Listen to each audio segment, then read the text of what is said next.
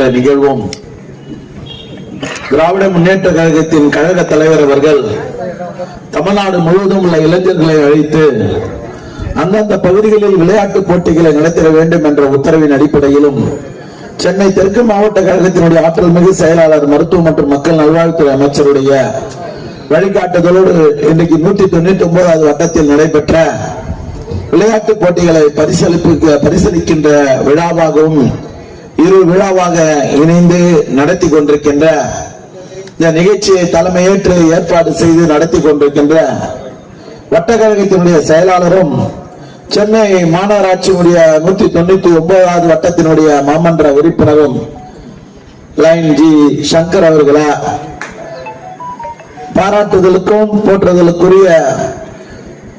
அண்ணன் டாக்டர் சந்திரபாபு அவர்களா தமிழ்நாடு இன்றைக்கு பெரிய அளவில் திட்டங்களை கொண்டு சேர்க்கின்ற மகத்தான ஒரு மாமனிதனை தமிழ்நாட்டினுடைய முதலமைச்சராக மக்களால் தேர்ந்தெடுக்கப்பட்டு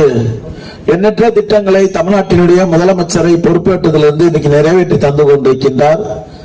தமிழ்நாட்டினுடைய முதலமைச்சர் இன்றைக்கு ஒரு குடும்ப அட்டைதாரர்களுக்கும் 3000 ரூபாய் என்கின்ற ஒரு திட்டத்தை அறிவித்து கழக நிர்வாகிகளும் இன்றைக்கு கலந்து கொண்டு அந்த மக்களுடைய மகிழ்ச்சியில் நாமும் கலந்து கொண்ட பெருமைக்குரியவர்களாக இங்கே நாம் அமர்ந்து கொண்டிருக்கின்றோம். திராவிட முன்னேற்ற கழகத்தை வலிமையான ஒரு கட்சியாக உருவாக்க வேண்டும். கழக நிர்வாகிகளுக்கு துடிப்போடு அவர்கள் எப்போதும் பணியாற்றுகின்ற வகையில் இப்படியெல்லாம் செயல் திட்டங்களை வடிவமைத்து தந்து கொண்டிருக்கின்ற தமிழ்நாட்டினுடைய முதலமைச்சர் இன்னைக்கு 2026 பிறந்திருக்கு.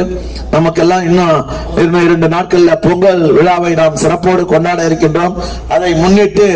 நம்முடைய வட்டக்கழக செயலாளர் எப்போதும் அவர் பொறுப்புக்கு வந்ததிலிருந்து